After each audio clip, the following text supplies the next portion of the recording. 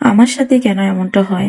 আমি যখনই যা ভাবি সেটা তো হয়ই না, তার উল্টোটা হবে আমার সাথে। এটা আমার সাথেই হয় না আর কারোর সাথে হয় আমি জানি না।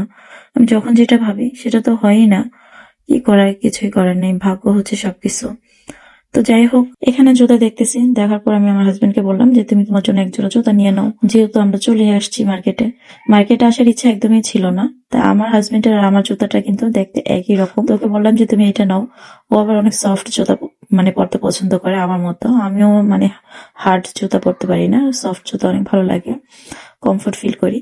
তো ওর জন্য জুতা নিয়ে নিলাম। শপিং করার উদ্দেশ্যে কিন্তু আমরা আসিনি, কারণ আসছি হচ্ছে আজকে আমার মনটা খুবই খারাপ ছিল। সেই জন্য ও আমাকে বললো চলো আজকে তোমাকে ফাহিল ঘুরিয়ে নিয়ে আসি। মানে ফাহিলের আশেপাশে যতগুলো আর কি শোরুম ছিল সবগুলোতে কম বেশি ঘোরা হয়েছে। যখন আমার মন খারাপ থাকে তখনই ও আমাকে শপিং এ নিয়ে আসে। আর শপিং করতে তো সব মেয়েদের ভালো লাগে, আমারও খুব ভালো লাগে। তা আজকে কেনার উদ্দেশ্যে আসিনি, দেখার জন্য আসছি। তারপর ওর জন্য জুতা নিয়ে নিলাম। তো উপরে আসলাম, এখানে ছিল টি শার্ট এবং মেয়েদের কিছু ড্রেস ছিল। আমার ইচ্ছে ছিল যে আমি বাংলাদেশে গিয়ে মেয়েদের সাথে একসাথে শপিং করব, সবার সাথে ঈদ করব, কিন্তু সেটা আর কই হলো। মনে হয় না আমার আর বাংলাদেশে যাওয়া হবে ঈদের আগে।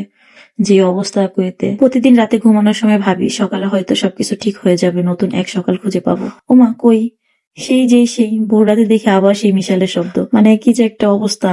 আমি যদি জানতাম এরকমটা হবে আমি কখনোই কুয়েতে আসতাম না, এরকম একটা ঝামেলার মধ্যে পড়বো। আমার এমনিতে ভয় লাগে না যে মরে যাব এরকম কিছু অন্য। আমার সব থেকে কষ্ট যেটা লাগতেছে সেটা হচ্ছে আমি কেন দেশে যেতে পারতেছি না, কেন আমি এখানে ঈদ করতে হচ্ছে। আমি চাচ্ছি যে আমার ফ্যামিলির সাথে ঈদ করার জন্য। হাজবেন্ড যাই দেখে সেটাই বলে যে এটা নিবা ওটা নিবা। আমি বলি আরে বেটা আমি এত কিছু নিয়ে কি করবো, এমনিতে আমার 100 কেজির উপর হয়ে গেছে। বিমানওয়ালারা আমারই রেখে যাবো লাস্টে। এখন তো যাইতে পারি না যুদ্ধের কারণে, তখন কইবো তোমার মাল সামানা বেশি হয়ে গেছে এর জন্য তোমাকে বিমানে উঠানো হবে না, তখন আমি কি করব। তো বেটার লগে একটু মজা করলাম। তো এখান থেকে আর কি জুতা নিয়ে নিলাম বাচ্চার জন্য, জুতাগুলো ভালো লাগছিল এর জন্য। তা আমার হাজবেন্ড তো বলে যে তোমার জন্য একটা নাও। তখন আমি বলি এই জুতা দেখেন আমি কি করবো, শীত চলে গেছে, এখন এই গরমের মধ্যে কি আমি এই জুতা পরবো। তবে স্যার আমার এনে নিয়েছে, কইতেছে এখানে জুতাগুলো সফট আছে তুমি এখান থেকে নাও। আমি কই না ভাই, আমার কুয়েতে জুতার দরকার নেই। আমি জানো আসার সময় বাংলাদেশ থেকে জুতা নিয়ে আসি, কারণ আমি কমফোর্ট জুতা ছাড়া আমি জুতা কখনোই পরতে পারি না, পা ব্যথা হয়ে যায়। এই জন্য আমি বাংলাদেশ থেকে এতগুলো জুতা নিয়ে আসি, সেগুলোই তো আমি বাংলাদেশে নিয়ে যেতে পারবো না। এখান থেকে জুতা কিনে আমি আবার কি করব। এমনিতে মেয়েদের জন্য অনেকগুলো জুতা কেনা হয়েছে। তো আমার হাজবেন্ড তো নাসুর বান্দা, সে বলতেছে একটু পরে দেখো পরে দেখো। তো আমার হাজবেন্ড আর কি জুতাটা পরিয়ে দিচ্ছে, কারণ জুতাগুলো আমি পরতে পারতেছিলাম, অনেক টাইট ছিল। আর বেলওয়ালা জুতা আমি একদমই পরতে পারি না, কারণ বেল খোলা পরা খুব ঝামেলা একটা। আমার হাজবেন্ডের কথা হচ্ছে তার জন্য জুতা নেওয়া হয়েছে, এখন আমার জন্য জুতা নিতে হবে। এখন সে জুতা নেবে না, সে বলে আমি জুতা না নিলে নাকি সেও জুতা নেবে না। চিন্তা করা যায়, এরকম বাচ্চার মতো কাজ করলে কি আর হয়।